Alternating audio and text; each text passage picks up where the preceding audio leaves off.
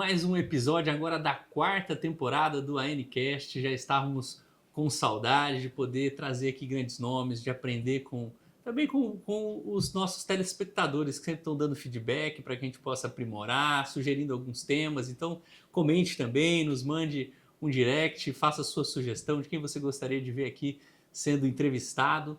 E hoje, mais uma vez, estamos recebendo uma grande pessoa, uma profissional de excelência, a doutora Cristenise Ragnini, que já esteve conosco em outra oportunidade aqui também falando, juntamente com a doutora Renata, e hoje para falar um tema muito atual e sobre o futuro da medicina, as alterações, as mudanças que nós temos sentido. Eu acho que uma das categorias de profissionais liberais que mais tem sofrido mudanças é dos profissionais da área médica. Nós temos modificações desde a parte tecnológica, desde inovações legislativas também, com acesso a medicamentos. Temos também o grande número de profissionais da área médica que tem se formado, isso também tem afetado o mercado de trabalho, e também a informação também chega para os pacientes. Isso é algo que também no dia a dia de consultório deve ter um impacto muito grande.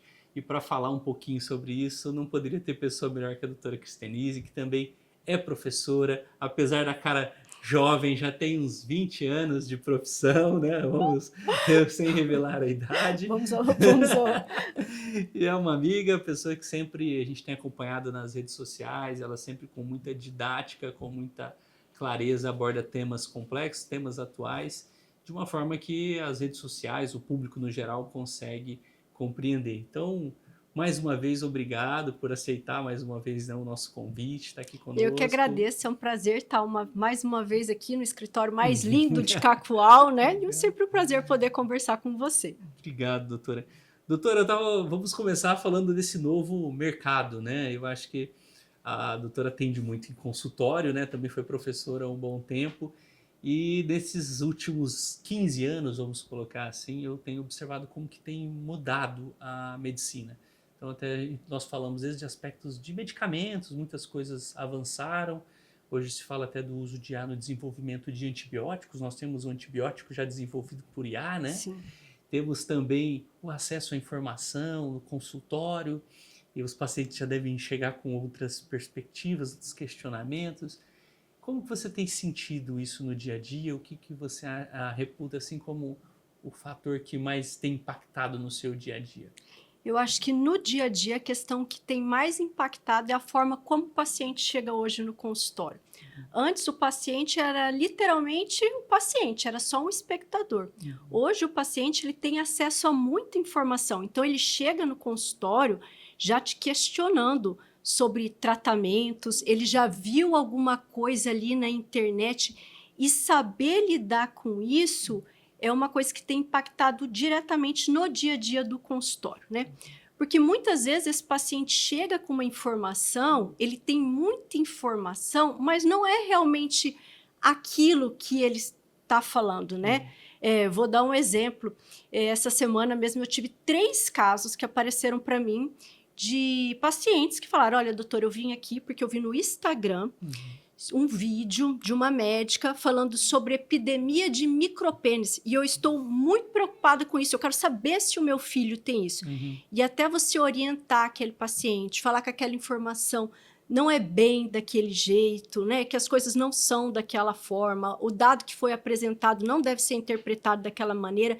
Isso tem gerado um impacto muito grande no consultório, no dia a dia. E você saber lidar com esse tipo de paciente que já chega para você com informação, já chega com você com conceitos formados na cabeça, eu acho que é o que mudou desde lá de quando eu me formei até agora. Essa é a principal mudança que eu percebo. E às vezes eles baseiam em premissas que não tem nada a ver com o quadro clínico dele, né? E principalmente na minha área, né? Porque a gente vê que nas redes sociais está cheio de especialistas que entendem tudo de hormônio, mas que nunca sentaram e leram um livro. Eu tenho dito que nunca ser, né? Você parecer ser é mais importante do que ser, né? Então hoje nós vemos uma série de pessoas que na rede social, hoje é possível com uma legendinha, ele faz um texto no GPT, faz a leitura e parece que tem toda aquela naturalidade. E eu assisto isso em várias profissões, né? Até para falar da área médica, eu atendi recentemente uma pessoa também que teve uns sérios danos, né, de natureza estética, e a partir de uma profissional que quando você olha a rede social, até fui olhar, fala, nossa, fala com uma desenvoltura, com conhecimento, e teve erros básicos na realização do procedimento, deixou sérios danos para um paciente. Então, na minha profissão também, a gente tem assistido muito isso. Então, é importante que quando a gente vai escolher um profissional, a gente procure saber um pouco mais, né? E não se só a rede basear social. só na rede social, né? E é Com interessante certeza. que sempre a manchete, sempre a publicação, o tema da rede social vai ser algo chamativo, né? Agora, desses de GPT, por exemplo, né? Que eu imagino que às vezes o paciente chega, traz um relato para você de uma situação e quando você vai examinar, a situação é totalmente diversa. Totalmente diversa. Isso acontece muito. Já chega ali, ó, eu vi esse sintoma. Só que às vezes é um sintoma que é inespecífico e que diversas patologias podem cursar com aquele sintoma, mas ele já vem com o diagnóstico pronto, porque ele já olhou no Google, já olhou no chat GPT e já tem aquela informação daquele diagnóstico dele. Então, isso no dia a dia está sendo bem complexo mesmo. Sim, uma das coisas que eu tenho observado também é o uso crescente de alguns medicamentos, até por apelos estéticos também, às vezes indicados para questões clínicas, mas até para ser mais direto, vamos falar do uso das canetas, né? Que a gente hoje é conhecido como canetas, né? Eu vejo como isso é um medicamento que tem transformado vidas. Eu tenho pessoas que eu conheço que tinham uma vida totalmente sedentária, né? Com vários problemas de saúde, que a gente vê como aquilo gerou um impacto, o uso desses medicamentos na sua autoestima, na qualidade de vida e um uso que às vezes foi momentâneo. A gente vê como transforma. Mas no mesmo momento eu vejo algumas pessoas que às vezes estão usando sem nenhuma prescrição médica. Eu sei que você também fala bastante sobre esse tema. O que você tem visto hoje que seria um benefício e uma preocupação? Então vamos lá. As canetas, né, que são os análogos do GLP-1, são uma classe de medicamentos para o tratamento da obesidade fantásticos. O grande problema está no modo de uso, né? Pela primeira vez, nós temos medicamentos para tratar a obesidade que diminuem mortalidade cardiovascular. Lá atrás, as medicações antigas que nós tínhamos, como, por exemplo, a sibutramina, tinha uma série de limitações. Podia aumentar a pressão, alterar a frequência cardíaca, o paciente às vezes ficava nervoso, ansioso, não conseguia dormir. E hoje eu tenho uma classe de medicamentos que diminui mortalidade cardiovascular, melhora o diabetes, melhora a gordura visceral, melhora a apneia do sono, melhora a esteatose hepática. Então, é uma classe fantástica de medicamentos. Porém, é um medicamento, né? E o seu uso sem um acompanhamento médico adequado pode custar com efeitos adversos sérios, né? Não sei se você chegou a ver aí as reportagens sobre casos de pancreatite relacionado ao uso dessas medicações. Outro ponto muito importante aqui, que a maioria das pessoas, principalmente aqui na nossa região, estão usando esses tipos de medicamento, porém com uma origem duvidosa, né? Então, de onde você está usando? Minha manicure, o fulano trouxe para mim lá do Paraguai, da Bolívia, o amigo do amigo que trouxe. E aí eu pergunto, né? Se tiver um efeito colateral, você vai ligar para o amigo do amigo que trouxe lá do Paraguai para você essa medicação? Sim. Então, esse é um ponto muito importante. São medicações excelentes, seguras do ponto de vista cardiovascular, mudam vidas, né? Resultados fantásticos, porém, não deixam de ter suas contraindicações. Eu vejo pessoas, recentemente, essa semana no jornal também, apreensão de milhões em medicamentos sem procedência. A gente vê constantemente apreensões de produtos contrabandeados. E eu acredito que nesse meio existem vários medicamentos que não só a procedência, mas são falsificados. A gente vê, por exemplo, o crime organizado cada vez tem se avançado em crimes relacionados à falsificação. Sim. Até porque as penas de tráfico são muito mais pesadas, enfim, tem avançado nisso. Eu acho que é algo que tem que tomar muito cuidado.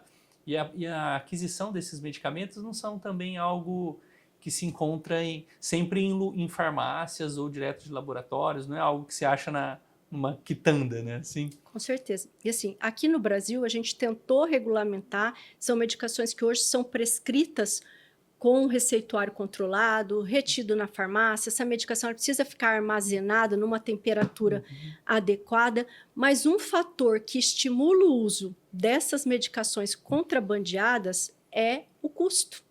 Aqui no Brasil, hoje, em média, uma caneta, vamos falar aí do mais famoso de todos, que é o Monjaura, tirzepatida, em torno de R$ 1.500, R$ 1.700, né? Essas medicações que vêm de fora estão sendo vendidas aí pela metade do preço, em torno de R$ 700. Então, a população, muitos pacientes precisam dessa medicação, têm indicação e não têm condições de bancar esse tratamento e procuram essa via alternativa. Tanto é que o acesso pelo SUS a esse tipo de medicamento é uma das coisas que vem sendo debatidas hoje em dia, né? A população que realmente precisa está tendo acesso? Recentemente eu vi até que em Rondônia estavam sendo, eu acho que se não me engano, no município de Vilhena, eles tinham conseguido uma emenda parlamentar para aquisição e que uma equipe multidisciplinar, com nutricionista, com médicos, com preparadores físicos, iam fazer um acompanhamento de munícipes que estavam nessa situação de obesidade, né? Eu acho que nesses casos, especificamente para obesidade, não para tratamento específico de diabetes, é imprescindível, você acha, um acompanhamento de uma equipe multidisciplinar? Esse acompanhamento da equipe multidisciplinar é muito importante, né? E hoje a obesidade ela é um problema de saúde pública e é uma das principais causas de mortalidade. Então, a obesidade está relacionada com com diabetes tipo 2, com doença cardiovascular, com alguns tipos de câncer. E eu tratar a raiz do problema é muito importante, porque antes eu só vinha aqui e tratava, né? Meu paciente está diabético, vou tratar o diabetes. Está hipertenso, eu vou tratar a hipertensão. Tem gordura no fígado, eu vou tratar essa esteatose. E por que não tratar a raiz do problema? E por ser uma doença multifatorial, complexa, a obesidade, só o medicamento não adianta. Então, eu preciso dessa orientação nutricional, o acompanhamento pelo um educador físico, esse acompanhamento com o psicólogo, né? Então, é importante esse é o papel segmento. do médico, né? Com certeza. Fazer essa orientação e acompanhar. E hoje é muito importante também que a gente tenha acesso a alguns especialistas, né? Porque eu vejo que isso tem sido prescrito por pessoas, embora não tenha limitação, né? Para atuação na área médica, mas eu vejo também uma série de profissionais, já ouvi relatos até de pessoas fora do meio da saúde fazendo indicação eu acho que é algo que a gente tem que ter bastante atenção, bastante cuidado, porque pode trazer sérias consequências. Com certeza. Eu penso que nós evoluímos muito. Eu estava ouvindo um tempo atrás um relato que falava assim, o dia que daqui 10 anos que nós falarmos para os novos estudantes e tudo, que se inseria um balão dentro do estômago, se abria, fazia uma cirurgia bariátrica, eles vão achar que isso era algo do Frankenstein, né? Daquela, como a gente tem evoluído. E se nós pensarmos há 10 anos atrás, ou até menos, né? A cirurgia bariátrica, há poucos dias, era a única solução viável para vários quadros, e hoje a gente já não vê. E é incrível como em pouco tempo já se consegue dar uma qualidade de vida, né? A pessoa se sente mais motivada para seguir, então eu tenho visto como um avanço muito grande, né? Um outro ponto também que eu já conversei algumas vezes com a doutora Cristenice, que eu sei que ela também é entusiasta, é do uso de ferramentas de inteligência artificial. Você tem usado no dia a dia? Tenho usado bastante, principalmente para as questões burocráticas ali do dia a dia, né? Transcrever prontuário, anotação de exames. Então, agiliza muito essa parte manual e você acaba tendo mais tempo para conversar com o paciente, já que essa ferramenta, antes eu tinha que terminar ali a consulta, ficar transcrevendo exames para o prontuário, anotando tal. Hoje ela faz isso para mim. E então, até agora foi regulamentado agora mês passado, né? Uma nova resolução do Conselho Federal de Medicina, 2454, que trata justamente sobre a regulamentação do uso da IA. Então, todo aquele cuidado, até nós já tivemos alguns pareceres no âmbito da advocacia também, e algumas coisas até vão na mesma linha, mas eu vejo que ela tem utilizado, você vê a IA como, vamos pensar hoje, hoje o que ela é possível dentro da sua atividade, você falou, ela otimiza a parte burocrática, mas o que você vê para ela também em relação ao futuro, o uso da IA na parte de diagnósticos, na parte de tá ligado, auxiliar, otimizar a triagem. Nós vemos, por exemplo, a China. A China Eu já vi essa reportagem. instalou equipamentos que fazem Tipo toda a umas triagem, as cabines, né? cabines, né? Você, dentro da sua formação, que aí aqui eu acho que vai um pouco muito da formação da pessoa. Uhum. Alguns são mais humanistas, outros já são mais de uma linha que a tecnologia pode superar alguns pontos. A gente tem aquele que fala que a clínica é soberana. Você acha que a clínica eternamente vai ser soberana? A gente vai rever esse contexto? Eu acho que a gente vai rever esse contexto, porque hoje com a IA ela não substitui o médico, porque tem coisa que só o médico, só a pessoa humana ali consegue sentir, olhar para o paciente, ver que não era bem aquilo às vezes que ele queria falar, que ele só falou aquilo porque estava do lado da esposa, ou se sentiu constrangido, sentir a hora que aquele paciente ele precisa de uma palavra de apoio e não de uma bronca. Essas pequenas nuances do comportamento humano, a IA não vai conseguir substituir. Então, o médico ainda tem um papel fundamental. Mas, por exemplo, pesquisas, né, de dose de medicamento, ajustes terapêuticos, qual é hoje o melhor tratamento para patologia X? Antes eu teria que chegar na minha casa, sentar, pegar um livro ou entrar na internet e pesquisar. E hoje, com um clique ali no computador, eu consigo ter uma atualização das diretrizes mais importantes do Brasil e do mundo num piscar de olho. Então, eu acredito que ela vem para somar. Não vai substituir essa relação que é importante, né? Essa relação humana, mas é uma arma poderosa. Quem saber usar vai se destacar. Isso, até a resolução ela vem também nessa linha, né? Então ela tem que vir de forma complementar. O médico ele ainda é imprescindível, principalmente alguns comunicados, diagnóstico, tudo só pode ser feito pelo médico. Mas na advocacia a gente também vive esse dilema, né? Será que os computadores vão substituir, né? A IA já tem impactado de alguma forma no mercado de trabalho. Acho que na China muito mais, principalmente em relação à triagem que já está sendo operado em vários hospitais lá. Mas eu também acredito muito na valorização do fator humano. Eu acho que cada vez mais aquele ditado, pessoas conectam com pessoas, Com e certeza. principalmente em diagnósticos mais sensíveis, em questões... Sim, né? já imaginou? Você vai deixar um computador falar para um pai que às vezes o filho dele tem um tumor inoperável no cérebro?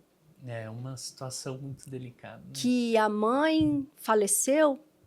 Então, tem questões que realmente a inteligência artificial não vai conseguir substituir o médico. Eu acredito que até na própria área de direito, Sim. né? Vai te auxiliar ali, saber a lei, o que é, mas aquela conexão de entender o que se passa, a máquina não consegue ainda. Ela vem muito para complementar, para otimizar, e eu acho que assim como no direito, eu imagino que na medicina, para que a gente possa ter mais tempo para focar às vezes no que é mais importante. No que realmente e dentro importa. da medicina, também o mais importante é o humano, é o paciente. Eu acho que nesse momento quem tem que estar ali não é um robô, não é alguns equipamentos que estão dando as parametrizações, né?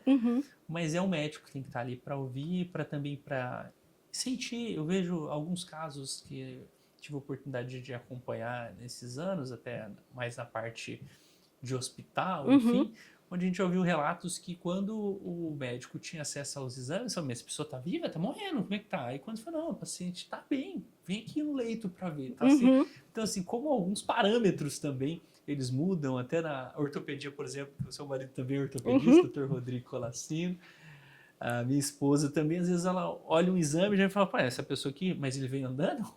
Não, tá aí, tá super bem, é da linha, é o seu José, e nem reclama de dor na coluna, mas fala, como que essa ressonância, né? Então tem muita... E outros já não tem nenhum abalamento, já tá ali morrendo. Então é muito... A dor também é algo muito pessoal, muito particular, né? Então eu penso que talvez o que nós vamos pagar mais caro e o diferencial, não, aqui na clínica tal, né? O nosso atendimento é humanizado. É o que a gente já tem assistido, por exemplo, no segmento bancário. O crescimento das cooperativas de crédito, embora todo mundo goste das funcionalidades do aplicativo, mas quando tem um caso clínico mais grave, por exemplo, meu cartão foi furtado, não acha? Alguém bloqueou, Eu estou quero numa conversar com uma fraude. pessoa, Você né? quer conversar com Eu seu não quero gerente? ficar ali no robozinho. E uma outra questão também, Diógenes, é da parte do prontuário médico. Com a IA, hoje a gente tem aplicativos de inteligência artificial como o TeraPro, que eu estou conversando aqui com o paciente e ele está fazendo toda a anotação no prontuário. Então, um ponto que antes o médico pecava, o médico atendeu rápido lá e não anotou nada no prontuário, ou às vezes na correria do dia a dia acabava anotando muito pouco, né? Isso aí também vai trazer uma proteção para o médico, porque hoje eu tenho um prontuário bem elaborado, bem organizado, com dados, com exames, coisas que se eu fosse fazer antes eu ia demorar um dia. Hoje, com a inteligência artificial, eu tenho todos esses dados armazenados. E acredito, então, que seja até para uma segurança jurídica do profissional. Sim, lembrando que eu acho que nessa parte da anamnese ajuda muito, né? Além de ficar, às vezes até na construção de parâmetros, que se Organizado. você treinar também dentro de um prompt ou dentro de um assistente, você já ter parâmetros para você não esquecer, para ele falar, ó, apontar o que está faltando, ele Sim. consegue te sinalizar e você deixar ele bem completo, mas o médico sempre tem que validar, né, fazer essa checagem. Acho que isso também é muito importante. Eu me recordo até, doutora, de um caso de uma IA que estava sendo desenvolvida até pelo Sistema Único de Saúde, onde eles conseguiram identificar, eu li isso uma matéria, certos parâmetros comuns no exame de hemograma, onde vários pacientes, após a IA analisar milhares de exames, acho que mais de 100 mil exames, eles identificaram um certo padrão no hemograma em que era um indicativo de uma maior chance da presença de um tumor cancerígeno. Então, o que a matéria falava justamente do impacto disso, por exemplo, no Sistema Único de Saúde, de eu poder priorizar na fila pacientes que tenham, se eu tiver esses dados em sistema, eu vou poder priorizar na fila, né? Para fazer uma tomografia, uma mamografia, ou fazer um exame de uma outra natureza. Então, eu acho que vem justamente nessa complementação. Dentro das profissões, dentro das especialidades médicas, tem alguma que você acha que vai ser a mais impactada ou que já está sendo mais diretamente impactada? Tem algumas que a gente já sabe que estão sofrendo esse impacto. Por exemplo, radiologia, né? Tem um aplicativo, um software do Google que ele conseguiu analisar de forma mais precisa e mais rápido milhões de radiografias e de tomografias. Tem um aplicativo também, uma IA sendo desenvolvida para a questão de dermatologia, que você tira a foto da lesão e ela já te dá o diagnóstico. Então, essas áreas com certeza sofrerão um grande impacto aí com a inteligência artificial. Agora, o que a gente não sabe é se existirão outras especialidades que, a partir da inteligência artificial, a gente vai ter essa especialidade. Eu acho que tem já nos Estados Unidos o médico especialista em IA, em tecnologia. Então, ele tem a formação médica e a especialidade dele é o desenvolvimento desses softwares. Então, teremos aí novas profissões. Do mesmo modo que a gente já tem os especializados em robótica, e cirurgias com robô, né? Fazem subespecializações. Sim. Vamos ter os médicos também na construção de... Hoje nem prompts, né? Hoje é no próprio desenvolvimento, dessas no aperfeiçoamento. Tecnologias. Acho que nós já temos, até na resolução também traz a criação de comitês, né? Para o acompanhamento em unidades, né, de saúde. Então, talvez vai ter um profissional em grandes unidades, né, talvez só responsável por isso também, para acompanhar os desdobramentos. Eu penso que algumas tecnologias demoram um pouco para chegar até nós, embora hoje está tudo muito mais rápido. Mas nessa parte de software, por exemplo, de anamnese, eu acho que alguns cuidados é sempre o profissional nunca usar plataformas que ele não sabe como que é feito o uso desses dados, né? A segurança do paciente, né? Dos dados do paciente. Por exemplo, o ChatGPT, o grátis, né? Os dados não são privados. Esse é um cuidado, até na advocacia a gente sempre toma também, porque fala, vou usar O GPT, até nos colaboradores, a gente já falou, ó, aqui você tem a plataforma do escritório, vai utilizar, porque você não tem essa segurança, né? Falar, mas pode ter um vazamento mesmo assim? Sim, mas a gente está dentro de uma plataforma, de uma das maiores, da maior empresa no mundo hoje, né? Com maior valor dentro da bolsa. E para ver se houver uma invasão nos dados dessa empresa, acesso a essas informações, quem dirá se eu tiver isso no meu arquivo interno, Em né? casa. O meu eu estou muito mais exposto. Ah, não, mas só está na minha máquina, tá? Mas o meu servidor não tem toda a base de proteção de grandes. Mas é sempre importante tomar esse cuidado. E até umas dos pontos que trouxe também a resolução é de como que se deve comunicar ao paciente, né? Eu acho que nessa fase da anamnese, eu acho que é até mais tranquilo, porque é até visível para o paciente. Falar, estou aqui fazendo os registros, né? Então é importante que os médicos tenham esse cuidado, porque se o paciente não quero que seja tudo anotado, Ele não tem esse quero que direito, use, ele tem esse direito, né? Ele tem esse direito. Mas isso nunca aconteceu, né? Eu acho que todo mundo, pelo menos que a gente ouve, acaba otimizando. Eu acho que até nas audiências, quando são online, a gravação também, acaba otimizando o trabalho, você consegue escutar melhor o paciente, né? Eu acho que vai ser, daqui a pouco, vai ser uma coisa natural, né? Hoje eles ainda às vezes estranham um pouquinho, mas vai ser uma coisa natural. Muitos já usam em casa, né? E agora, em relação ao mercado, né? O mercado da medicina, você teve a coragem, vamos dizer assim, também de voltar. Até que tá certo que era sua terra amada, você era que cresceu aqui em Nasci, cresci Rondônia, aqui. né? E voltou assim de formado, mas numa especialidade que aqui era carente, mas o mundo não, mas o Brasil tinha vários pontos que eram carentes, mas falou, quero voltar para minha terra, né? Ter minha família. E eu imagino que de lá para cá o mercado também mudou muito, né? O que, como eu sei que você também tinha um programa de mentorias, então teve contato com muitos médicos, alguns que estavam começando, outros que já estavam no nível de aperfeiçoamento e queria se desenvolver na parte de gestão e tudo. O que você pode sentir desses novos profissionais? O que você visualiza do mercado hoje? O que você projeta do futuro? Então, acho que não é um segredo para ninguém, né? O número de escolas médicas que nós temos hoje aqui. Quando eu saí daqui para estudar, não existia medicina em nenhum lugar aqui próximo, tanto é que quem queria ser médico tinha que ir embora estudar em outro lugar.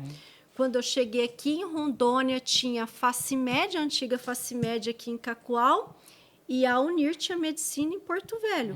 Hoje eu acho que nós temos 10 faculdades de medicina no estado. A última vez que eu tinha feito uma continha por cima, se todas, a partir do momento que todas essas que estão abertas estiverem formando seus profissionais, nós teríamos mais de 800 médicos por ano, formado por ano, só aqui em Rondônia. Então, essa questão do número de médicos aumentou muito. Eu lembro quando eu cheguei, eu dava aula na Facimed, a primeira turma que formou, a Renata me ligava. Quem que é bom? Estou precisando de plantonista aqui. Então, a pessoa se formava, ela já tinha um emprego garantido. E hoje eu converso com vários recém-formados e está difícil até para conseguir dar plantão. Sim. Então, esse é um ponto que a gente A gente já ouve relatos de grupos de WhatsApp das pessoas querendo...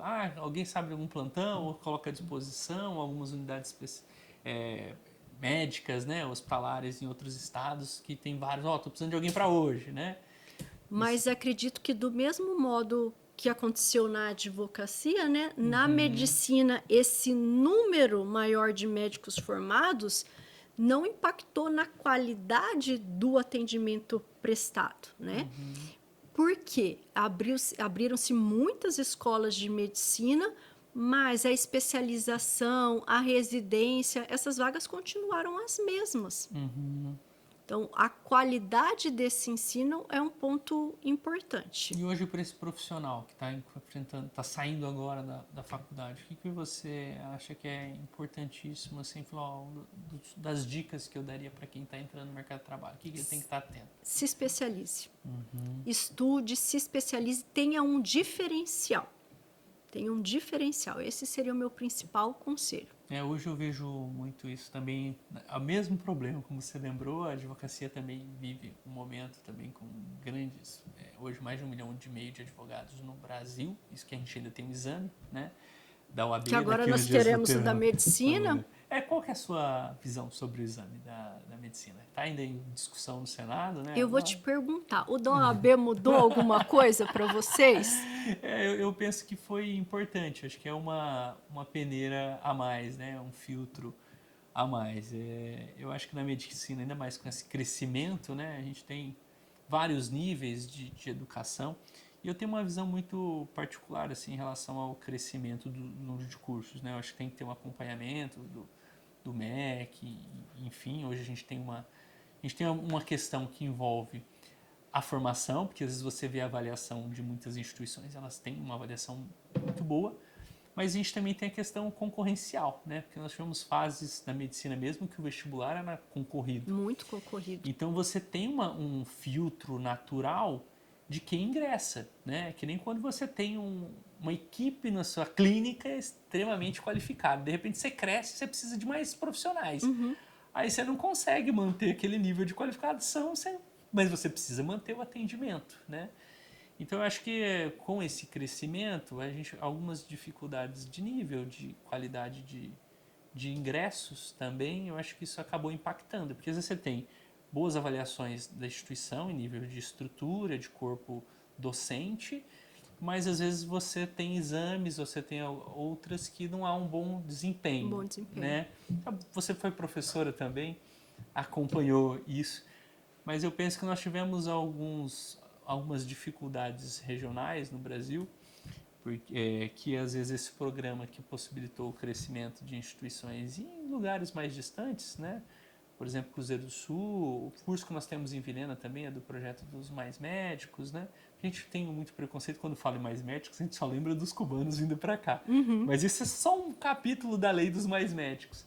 Eu acho que a gente teve alguns avanços num aspecto, mas a gente acaba caindo no mesmo dificuldade que a gente enfrentou na advocacia, como enfrenta de outros cursos. Então, eu penso que é positivo esse exame, acho que vai dar vai ser mais uma peneira, né? A gente tem visto Também crescer acredito tantos que vai ser relatos. importante.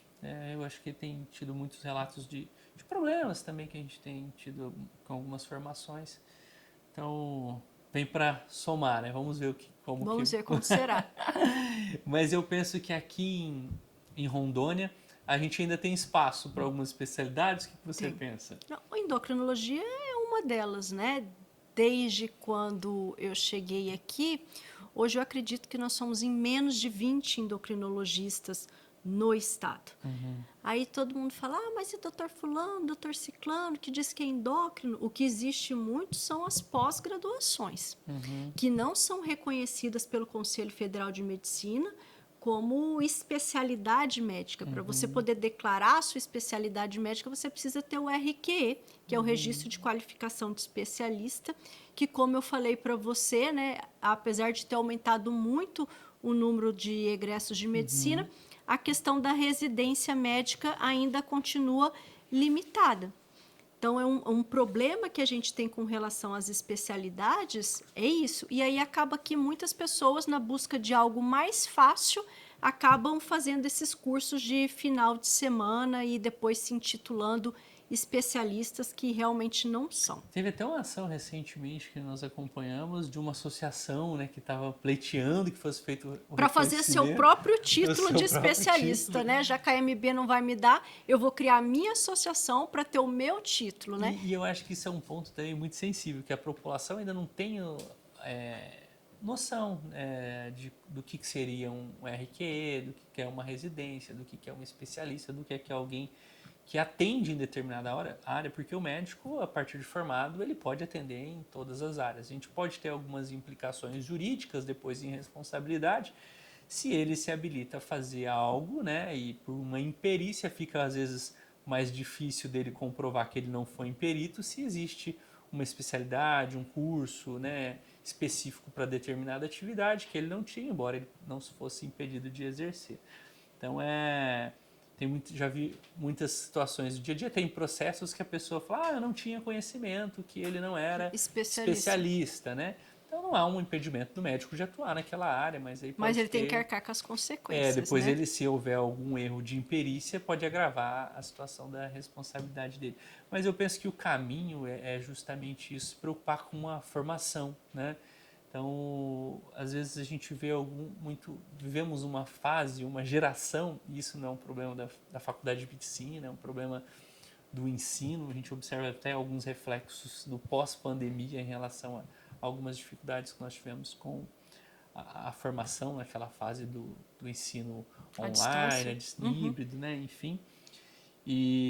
Mas eu penso que os acadêmicos precisam ter essa consciência de que a partir do momento que ele ingressa na faculdade, é o futuro dele e é como quem vai lidar com vidas, então a responsabilidade é muito maior, né? E muitas vezes as pessoas elas querem ser imediatistas, né? Hoje um médico, para ele se formar e ter uma residência, são no mínimo 10 anos de formação. 10 anos que vão exigir de você dedicação, estudos, que você vai ter que abdicar de muitas coisas importantes para conseguir isso. E o que às vezes as pessoas pensam? Mas peraí, para que eu vou precisar ficar estudando mais 10 anos se eu posso ir ali no final de semana e vou fazer um curso, vou fazer uma especialidade X? Vou dar um exemplo aqui, por exemplo, da minha área, né? Então, eu dei aula durante muitos anos, então eu conheço os egressos da minha época, os alunos. E muitos se formaram, fizeram cursos de final de semana e voltaram como doutores, especialistas em hormônios. Muitas vezes até anunciando especialidades que não existem, que não são reconhecidas pelo Conselho Federal de Medicina. E aí você vai procurar a raiz desse problema. Para que eu vou fazer residência médica, estudar mais 10 anos, trabalhar, dar plantão, me matar, se eu colocando esse chipzinho aqui da beleza, eu vou ganhar 5.000 reais numa tarde? Sendo que a prefeitura pagava isso até esses dias para o plantão de um mês. Então, essa facilidade... essa facilidade que eles têm em ganhar dinheiro rápido acabou atropelando muito aí a formação médica, eu acredito Eu acho que a gente nisso. está vivendo uma crise, e isso é em todas as áreas, de vocação. Eu vejo um dos setores que eu vi que sofreu muito, eu estava falando recentemente com um colega e ele relatou, por exemplo, o serviço público. Até foi numa imersão com a participação do Jota, do Flávio Augusto, aí surgiu esse tema, se não me engano foi até o Flávio Augusto que comentou. Ele falou que há índices altíssimos de depressão entre servidores públicos, porque às vezes muitas pessoas alimentaram a expectativa, assim como às vezes na medicina aquele sonho veio porque eu sonho que meu filho seja médico, tinha muito isso, né? Até hoje, eu sonho que meu filho seja médico, porque o médico sempre teve uma posição de status também, de sucesso financeiro. E aí eu vejo, e no serviço público também, às vezes é aquela, eu quero ter estabilidade. Então, estabilidade, quero serviço público. Às vezes a pessoa chega lá, como não tem uma vocação, ela foi movida a um outro interesse, as pessoas acabam se frustrando, né? E às vezes eu vejo que algumas pessoas vão por um viés de mercantilização em várias profissões, porque elas não foram motivadas a estar exercendo aquilo por um propósito, por Com algo certeza. que ela vê, né? Então, tem gente, por exemplo, nós vemos você explicando no vídeo, você coloca a alma ali, a gente sente isso, né? Eu acho que isso é algo que, às vezes, um videozinho que a pessoa gravou 10 vezes para ficar bonitinho na rede social, às vezes parece que tá todo mundo, mas quando você tá no ao vivo e a cores, quando você tem um contato, né? Às vezes as coisas não se sustentam. E eu penso que na medicina a gente tem vivido um pouco disso, não sei se você concorda. Sim. Ver a medicina como um status, né, como você falou, e não como uma vocação. E a gente percebe isso no dia a dia. Só que esses profissionais, ao longo da carreira, são aqueles que não vão ter sucesso. Porque, como a gente conversou anteriormente, é preciso, você tem que gostar daquilo que você faz. Como é que você vai ser um profissional de sucesso se você não amar aquilo que você está fazendo? E a medicina, ela exige muito da gente. Ela exige abdicação do seu tempo com a família. Até hoje eu estudo.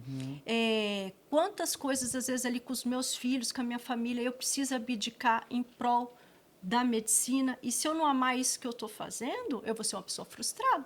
E o que você, até um gancho nesse assunto, o que você pensa que seriam, além da qualidade da habilidade técnica, o que seria qualidades, elementos que seriam importantes para um sucesso profissional? Um bom médico, por exemplo. Jorge, eu acho que tem coisa que a gente nem precisava falar antes, Uhum, mas eu acho que o dos dias de hoje está sendo muito importante. Ser uma pessoa íntegra, uhum, ser uma pessoa honesta, ser uma pessoa dedicada, saber até que ponto a sua capacidade vai, ó, daqui para cá eu não entendo. uhum, Olhar com um olhar humano com o paciente, não só olhando ali uma conta bancária ou alguém que você vai depenar. Eu acho que isso é a grande carência. Essa semana mesmo eu atendi um senhorzinho do sítio e eu estava escutando o coração dele. Ele falou assim: Nossa, doutora, primeira vez que um médico vai e escuta meu coração com esse negocinho, que é o uhum. estetoscópio. Então você vê assim: a pessoa, é um ato simples que todo médico tem que fazer durante uma consulta médica. E aquele senhor chegou ali e falou para mim que ninguém nunca tinha examinado ele. Isso é incrível. E a gente, vez ou outra, a gente, talvez até com uma certa frequência, tenha ouvido esse tipo de Ou relato. às vezes até a simples questão de você ter uma escuta atenta para o paciente, Uhum, ouvir o que ele tem te falar. O paciente falou assim: doutora, é que eu sentei lá na mesa do médico lá, do postinho lá do céu onde, ele não deixou eu falar, já passou a receita, mas não era isso que eu estava sentindo, eu queria explicar para ele o que eu estava uhum. sentindo. Tem empatia, né? Eu penso que o rapport também é algo que tem gente que consegue estabelecer essa conexão com o paciente também. Agora, essa crise ética é uma crise da nossa sociedade, né? E é lamentável quando a gente vê que pessoas que lidam com vidas ali, que é o caso da medicina, também às vezes não tem esse cuidado, né? São casos pontuais, né? Eu acho que a grande maioria hoje dos nossos profissionais tem essa conscientização, mas é algo que tem que ser trabalhado muito, principalmente na academia, né? Eu acho que com quem está começando, eu penso que isso é importante. Hoje você já acha até dentro da parte acadêmica, que você também integrou um bom tempo a docência, em relação a IA, voltar um pouquinho no nosso assunto, você acha que hoje já comportaria algumas cadeiras para tratar disso? Ou uma cadeira na faculdade, no ensino? Eu acho que seria um tema importante, né? Muitos deles já Uhum, utilizam, mas não da forma que você está pensando, uhum, né? Então, assim, ó, se antes, para eu estudar alguma coisa da medicina, eu tinha que abrir um livro, eu tinha que sentar, eu tinha que ler, eu tinha que fazer um trabalho, hoje a gente percebe que muitos alunos já vêm com o trabalho pronto, mas ele não leu, ele uhum, não sentou, ele não estudou, ele não pesquisou aquilo. Quem fez para ele foi o chat GPT. uhum. Eu vejo até na nossa profissão. A gente, aqui no escritório também, a gente utiliza bastante IA, temos algumas ferramentas específicas para o jurídico, temos também o GPT. A gente sempre procura falar desse assunto, né? Sempre tratar. Quando começou, eu já reuni todo mundo, justamente eu falei, não vou ser a pessoa que vai falar aqui que é proibido, que não é, porque no começo tinha muito preconceito. Mas falou, se vamos usar, né? Vamos Quem for usar, utilizar vamos da usar forma correta, né? corretamente. Eu acho que para estudar é uma ferramenta incrível. Eu estou lendo aqui um negócio, estou estudando diabetes, eu já coloco lá, mostra para mim qual é o guideline mais recente de insulinoterapia. Eu Uhum, já leio aqui, eu já vejo. Então, assim, se você souber utilizar para estudo, é fantástico, mas uhum, não para fazer aquilo para você. E eu acho que a gente já conversou sobre isso, uhum. né? Para quem sabe usar é ótimo, mas para quem não sabe usar, às vezes é até pior, porque limita muito o seu Sim. campo de visão, o seu aprendizado. Se você muitas vezes eu já peguei respostas erradas. Se Uhum. você não coloca ali uma fonte confiável, tudo. Então, tem esses viés aí que a gente tem que E, colocar na e a balança. IA ela é treinada, o GPT, ele sempre vai te dar uma resposta. Então ele delira muito. Então, se você direcionar, às vezes na forma como você escreve, você acaba direcionando para um lado no diagnóstico. Se você, me ajuda a fechar um diagnóstico. E Se você já você colocar uma sugere. palavra que pode dar a sugerir para um outro caminho, ele vai mudar o viés, então ele tem respostas também enviesadas. E eu vejo na advocacia, eu tenho pegado às vezes algumas defesas para fazer de advogados que usaram IA, mas assim, sem ter conhecimento técnico, né? Então, às vezes, porque se ele pedir para criar, eu acho que aqui dá para alegar tal coisa. Ela vai criar e ele Vai. vai ler e ele vai achar que ficou uma redação incrível. Nossa, ficou Perfeita. muito bom. Só que ele não sabe que aquele instituto não se aplica ali.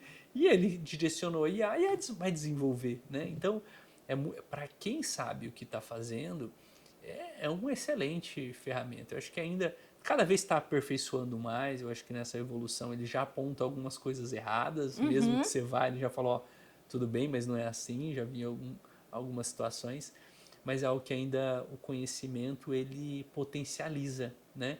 Então eu acho que ela vem muito para potencializar, e na medicina, para mim, isso é muito claro, né?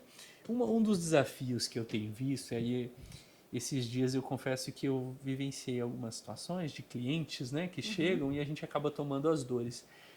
E eu tô impactado, assim, como tá cada vez mais difícil ser médico, sem desanimar ninguém, né? Mas eu estou falando sobre a ótica jurídica. Como nós vemos pessoas, a falta de compreensão de como que é o processo de diagnóstico, às vezes crítica por condutas médicas, às vezes eu vejo situações em que o desconhecimento de como que é o processo levam a julgamentos, e julgamentos às vezes expostos em redes sociais. Eu me deparei com duas situações já esse ano em que o colega me trouxe o caso e a gente analisou, uma equipe médica também validou as condutas, e a pessoa ia para a rede social e falava absurdos, né? E aí você fala assim, como que nós vamos conduzir aqui, né? Nesse primeiro momento a gente não pode expor, então tem a situação do sigilo. Então como que eu vou ter que ficar quieto? De certa forma, não vou poder expor. Eu falo, não, o paciente não tinha isso, o quadro do paciente não era esse. Né? E tem crescido muito. Tem até um outro colega advogado que eu vejo que ele tem desenvolvido muito nessas operações que vão vereadores, vão todo mundo fiscalizar o órgão público, pergunta disso, expõe todo mundo. Você tem visto, às vezes, ou ouvido relatos de colega de que tem cada vez mais sido mais beligerante esse clima entre pacientes, tem às vezes tido enfrentamentos, porque tinha uma época que todo médico, como a gente falou agora, antigamente sempre fala, meu sonho é meu filho ser médico, tem essa postura, mas eu já estou vendo que em algumas situações é que a doutora também tem uma carreira, às vezes por si só o nome impõe, né? Mas de relatos de médicos que são confrontados por pacientes que têm às vezes expostos. Você chegou a pegar relatos disso? Você tem sentido isso? Pessoalmente não, mas foi como você falou, a internet, ela tá ali, a pessoa pode falar o que ela quiser. Então, se ela quiser muitas vezes prejudicar e falar mal do médico ali, eu não posso nem argumentar, porque eu não posso nem falar nada pela questão do sigilo. Mas acontece muito isso, de às vezes o paciente achar um tratamento ou alguma coisa, né? Eu acho que eu tinha que ter feito assim e não era dessa forma. E por quê? Porque tem o acesso à informação, como você falou. Eu vou falar aí um pouco da minha área. Eu tive uma paciente que ela achava que ela precisava repor testosterona porque ela havia visto um vídeo sobre a testosterona na mulher e tal, mas era uma paciente que claramente não tinha indicação pela idade, pelas comorbidades que ela tinha. E não sei se ela postou na internet, nada disso, mas claramente ela saiu do consultório achando ruim, porque ela queria aquilo ali. Então, até que ponto eu tenho que lidar com o paciente e fazer o que ele quer, ou eu tenho que fazer o que é certo para ele? Então, a gente, aquilo que eu te falei no começo, lidar com esse tipo de paciente no dia a dia é que vem sendo um grande desafio. Ah, doutora, como que você não vai passar remédio para mim? Mas você não vai passar nenhum remédio, mas eu só tenho que fazer dieta e atividade física? Mas se você fizer dieta e atividade física, já é meio do caminho andado. Só que as pessoas, elas querem fórmulas mágicas, elas querem que você resolva o problema da vida delas num comprimidinho. E isso não existe. Esse milagre não existe. Não existe. E eu vejo também situações, às vezes a pessoa chega e fala, doutor, eu vim aqui só porque eu preciso de um pedido para fazer tal exame. Eu preciso. Isso aí é clássico. Eu quero um laudo. Eu quero um laudo para me afastar. Mas espera aí, minha senhora, essa patologia que a senhora tem não caracteriza invalidez. Aí até você explicar, ou sai emburrado achando que você está de má vontade, entendeu? Então, eu já vi situações de médicos que eram sócios de clínica de imagem e ele falou, não, seu caso não precisa, já estou vendo que não precisa fazer exame já. Ah, não, mas eu quero, não, mas você vai submeter a radiação e tal. Não, mas eu quero começar a brigar. Tipo, se eu quiser, eu peço e eu estou ganhando. Você vai lá na clínica, ou pode ser que vá na minha, vá em outra, mas não é essa a questão, né? É o melhor para o paciente. Tipo, você não vai pedir nenhum raio-x? Tipo, eu não confio na sua clínica aí. Né? Então, há muitos relatos disso, né? Mas e tem hora que o médico fala, não vou nem discutir, chega uma hora que vai cansando. Mas você lembrou de um ponto também, que eu já ouvi de vários colegas e até uma pessoa próxima falando que estava até desanimado de algumas consultas por conta dos laudos, né? Então tem gente que chega lá e fala, só quero laudo. Aí o médico, às vezes ele quer tratar. Fala, não, mas você veio aqui, mas vamos ver o que a senhora precisa, dona Joana. Aqui, vamos ver. Não, só quero um laudo, que eu tenho que dar perícia no INSS e tal, não precisa me dar um laudo. Não, mas como é que a senhora tá? Não quer o laudo e quer ir embora. Ele falou, ouvi um relato de uma médica uma vez, e ela falava justamente como a gente vai ficando desanimado. Pô, para alguns, aí você vê como é vocacionada, porque para alguns fala assim, que bom, ela veio aqui, pegou o laudo, não deu nem 5 minutos, já ganhei minha consulta particular, R$500, foi embora e tal. Agora outro falou, porra, eu ficar aqui só fazendo laudo e a pessoa não quer melhorar, não quer curar, então infelizmente são algumas distorções, né? Para alguns seria ótimo, para outros já não é o que motiva. Eu não fiz medicina para isso. Para isso, com certeza. Mas são os novos desafios, né? Então, eu gosto muito de conversar com a doutora Cristianise, já falar Cristiane. Até a irmã também, que é médica, é Cristiane, que é dermato, né? E um dos pontos também que a gente sempre conversa sobre literatura, né? Sobre livros, vocês trocam ideia. Eu sempre gosto de pedir para os convidados indicarem algum livro. Não pode ser da área médica, pode ser de uma área que você usa às vezes para o seu deleite, né? Sabe qual foi o último que eu li agora? Foi Machado de Assis, Dom Casmurro, e me surpreendeu, porque eu tinha lido lá na época do vestibular, na época da faculdade, e aí eu resolvi ler de novo e eu consegui ler com outra cabeça, com outra ideia. Então esse foi o último livro que eu li. Eu tô com uma lista grande lá, que a doutora Iane, que é hematologista, que me passou já uma lista de livros para eu ler, mas o último que eu li foi esse, e é uma leitura interessante, uma leitura leve, que leva a questionamentos aí até que ponto os ciúmes ou as paranoias da nossa cabeça podem interferir na nossa vida. Que legal. E eu tenho reli alguns livros agora, esse ano, no finalzinho do ano para cá, 2 livros que eu já tinha lido há um bom tempo. E é muito bom, né? Como a gente vai amadurecendo com os anos, e aí a gente lembra de coisas que vai esquecendo, mas parece que outro livro gera outro impacto, né?